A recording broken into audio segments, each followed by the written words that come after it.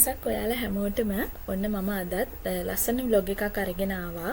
අද බබාගේ බර කිරන්න යන්න තමයි ඔන්න අපි ලැහැස්ති වෙන්නේ. ඉතින් මම යාට උදේම එයාගේ බ්‍රෙක්ෆාස්ට් එක කවාගෙන තමයි ගියේ. මොකද අද බඩු ටිකක් ගන්නත් ඕනකම තියෙනවා. හින්දා මම ඊට බඩගිනියන හින්දා එයාට කවලා තමයි වැඩ පටන් ගත්තේ.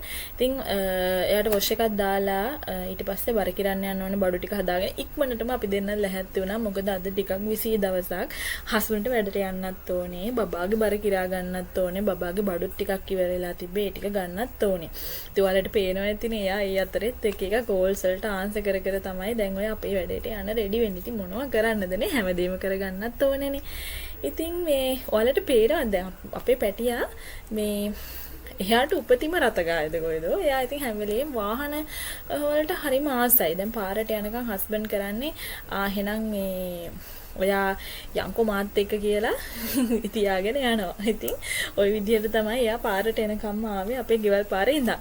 ඊට පස්සේ ටවුන් එකට ආවට පස්සේ අපිට ටවුන් එක හරි ළඟයි. ඒ හින්දා ප්‍රශ්නයක් නැහැ. ඉතින් ටවුන් එකට ආවට පස්සේ හස්බන්ඩ් ඉක්මනටම ගියා. එයාට බැංක් එකට සල්ලි වගේ ඩිපොසිට් කරන්න තියනවා කියලා ඒ ටික තියලා දාන්න ගියා. ඒ අතරේ අපි දෙන්න ඉතින් එයා එනකන් පාර දිහා බල එයාත් ඔය තියෙන එක කෑලි බෑලි අල්ල තමයි ඊටියේ. ඉතින් දැන් අප්පච්චි මේ ටයිම් එකට ටිකක් අර බිසිනේ උදේ පාන්දරට බැංක් එක පොඩ්ඩක් බිසි එහෙන්න ටිකක් එන්නත් පරක් වුණා. ඒත් ප්‍රශ්නයක් නැහැ. ඉතින් මොකද පැටියක් හරි කැමති වාහන ඇතුලේ ඉන්න. ඒත් ප්‍රශ්නයක් නැහැ. අපි දෙන්න ඔහෙ හිටියා. ඊට පස්සේ ඉතින් හස්බන්ඩ් ආවට පස්සේ අපි තුන් දෙනාම ගියා බබාගේ බර කිරණ තැනට ගිහිල්ලා එයාගේ බරත් ඉක්මනට කිරාගෙන අපි එළියට ආවා. ඉතින් ওই විදිහට තමයි බර කිරණ වැඩේ උනේ. මම ඇත්තටම ඇතුලේ ටික වීඩියෝ කරේ නැහැ. ඉතින් මේ මට ඕන වෙලා තිබුණා බබාට බඩු ටිකක් ගන්න. තියෙන ගමන් එයාගේ අවශ්‍ය බඩු ටිකකුත් අරගත්තා. මං එයාට දෙනවා බේබි රස්ක් එකක්. හරිද? ඉතින් බේබි රස්ක් එක වැඩි දෙන්නේ නැහැ. අතර මේකේ ටිකක් සීනි ගතිය තියෙනවා. එහෙනම් මං ගොඩ මෙයාට දෙන්නේ නැහැ. සතියකට බිස්කට් එකක් විතර වගේ තමයි මං එයාට ඒක ඉන්ට්‍රොඩියුස් කරලා තියෙන්නේ. ඒ වගේම තමයි එයාගේ බිස්කට් එක, ඊට පස්සේ එයාගේ සෙරලැක් එක. දැන් එයාට මික්ස් ෆෘට් එක කන්න ඕනේ දැන් පුළුවන් හම් වෙලා තියෙනවා. ඉතින් ඔයාලට පේනවනේ ඔය Nestle Cerelac කියන එක තමයි පාවිච්චි කරන්නේ මම. ඒක මේ ඇත්තටම හොඳයි. හැබැයි මට හිතෙනවා ඒකේ සීනි ප්‍රමාණය වැඩි දෝ කියලා. මොකද පොඩි බබාලට සාමාන්‍ය අපි සීනි දෙන්නේ නැහැ නේ. ඒනකට මට හිතෙනවා මේකේ සීනි ටිකක් වැඩි කියලාත් වෙලාවකට. ඒ හින්දා මම ඒකත් වැඩි බබාට දෙන්නේ නැහැ. හැබැයි අර හදිස්සියකට මට ඕන වෙයි කියලා තමයි මං ඉතින් ගත්තේ. ඒ වගේම තමයි බබාගේ ෆෝමියුලා එක. ෆෝමියුලා එක ගැන නම් මම කලින් කියලා තියෙනවා. මම කව් ඇන්ඩ් ගේට් තමයි යාට දෙන්නේ. මේ කව් ඇන්ඩ් ගේට් එක හරි හොඳයි. මම ලැක්ටෝජන් එකක් try කරා. ඒකට නිකන් බබාගේ බඩ වේලනවා වගේ ගතියක් තිබ්බ හින්දා මම ඒකෙන් අහපව කව් ඇන්ඩ් ගේට් එකට මාරු වුණා. ඒ වගේම තමයි මම කලින් ඔයාලට කියලා තියෙනවා එයාගේ ඕට්ස් එක ගැන. ඉතින් ඕට්ස් එක එයා බේබි ඕට්ස් එක තමයි කන්නේ.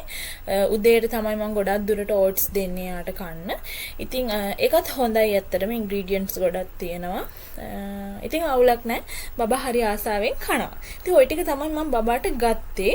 එයාගේ පැකට් බඩු ටික මම ගත්තේ. ওই ටික එයාගේ ටික ඉවර වෙලා තිබුණේ. ඉතින් තව එළවලු ටිකක් ඇත්තටම එළවලු ගැන කතා කරොත් එහෙම මම ගොඩක් දේවල් ගන්නේ ෆුඩ් සිටි එකෙන්. ෆුඩ් සිටි එකේ එළවලු හොඳයි ඇත්තටම. හොඳට තෝරලා එයාලා සිලෙක්ටඩ් දේවල් ටිකක් විතරයි ඒකේ විකුණන්නේ. ඉතින් ඒ හින්දා මම හිතනවා සාමාන්‍ය කඩේකින් ගන්නවට වඩා ෆුඩ් සිටි එකෙන් බබාගේ එළවලු ටික ගන්න එක හොඳයි කියලා. ඉතින් ලංකල, වට්ටක්කා, කැරට්, බෝංචි ඔය ටික මම ෆුඩ් සිටි එකෙන් ගත්තා. ඉතින් ඔයාලට ඔය පේන්න තියෙන්නේ මම ඒ ටික එයාගේ භාජන වලට හපව් රීස්ටොක් කරන වැඩේ තමයි කරන්නේ ඔය. මොකද මේ දැන් අර එකපාරම එළියට ගියපුවම හස්බන්ඩ් ඉන්නකොට ඔය වැඩ ටික කරගන්න එක මට හරිම ලේසි. තාත්තත් උදව් කරනවා. ඒත් අර තාත්තාත් එක්ක ගිහිල්ලා ගන්නවා වගේම තමයි ඔයාගේ අප්පච්චිත් එක්ක ගිහලා හිමීට ඉතින් තෝරලා බේරලා ගන්න පුළුවන්. එතකොට ඉතින් අර තාත්තා ගෙනත් දෙනවට වැඩිය මටම ගිහිල්ලා තෝරලා ගන්න පුළුවන්. අර ඒ chance එක තියෙනවා ඔතනදී. ඉතින් මේ මම ගිහිල්ලා මට සෙට් වෙන දේවල් ටික මම බලලා කරලා බබාගේ බඩු ටික ගන්නවා. ඉතින් ওই විදිහට මම එයාගේ බඩු බෝංචි ඊට පස්සේ කැරට් වටක්කා අල ওই ටික පිළිවෙලට මම වෙන වෙන භාජන වලට කැම දාලා තියෙන්නේ. ඉතින් මම ඒවට ওই ටික වෙන වෙනම අහුර ගන්නවා. පරණ ටික අයින් කරලා භාජන ටික හපව හොදලා හැම මේ අලුතෙන් ගෙනාපු ටික දා ගන්නවා. ඒතකොට මම ලෙසිම වෙලාවකට කැරට් නම් සුද්ධ කරලා හැමත් තියෙනවා.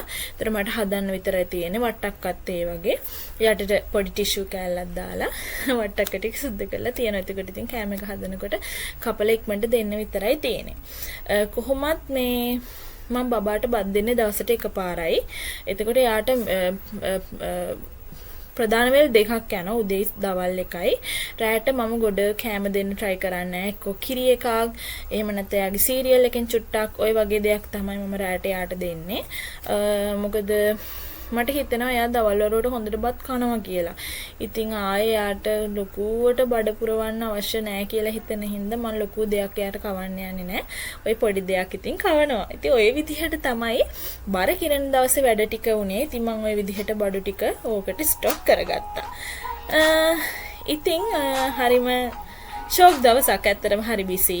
ඒකට අපි ඉක්මනට වැඩ ටික කරගත්තා. මම බලාපොරොත්තු වෙනවා තවත් ඉස්සරහට තවත් ලක්ෂණ බ්ලොග්ස් වලට අරගෙන එන්න. හැම වෙලේම වෙලාව හම්බෙන හැම වෙලාවකම මම try කරන්නේ මේ වැඩේ කරන්න තමයි. ඉතින් ඔය විදිහට කැම ටික ස්ටොක් කරගන්නවා. ඔය දැන් වොයිස් කරනකොට ඒ අතරේ මට කෝල් එකකුත් එනවා. ඔයාලට ඇහෙනවත් ඇති. කරන්න දෙයක් නැහැ. හරි ඒකත් ආගෙන ඔයාලා බ්ලොග් එක ආගෙන ඉන්න.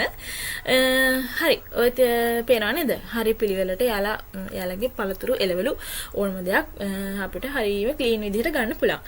ඉතින් මම හිතනවා අද ඔයාලට මේ බ්ලොග් එක ඕකේ ඇති කියලා. මම ලස්සන තව බ්ලොග් එකක් අරගෙන එන්නම්. මොකද බබා එක්ක එළියට ගියපු දවසක බ්ලොග් එකක් කරන්න මම හිතාගෙන ඉන්නවා. හැබැයි යන්නේ වැඩ ගොඩක් එක්ක හින්දා ඒක කරගන්න මට බැරි වෙනවා. හරි මම ඉස්සරහට තවත් ලස්සන බ්ලොග් එකකින් ඔයාලත් එක්ක හම් වෙනකන් එහෙනම් අදට මම මෙතනින් නවතින්නම්. සතුටින් පරිස්සමෙන් ඉන්න. මගේ බ්ලොග්ස් බලන ඔයාලා හැමෝටම ගොඩාක් thank you. මම තවත් ලස්සන බ්ලොග් එකකින් ඔයාලත් එක්ක ඉස්සරහදී හම් වෙන්න. එහෙනම් මම අදට නවතිනවා. සුබ දවසක් ඔයාලා හැමෝටම.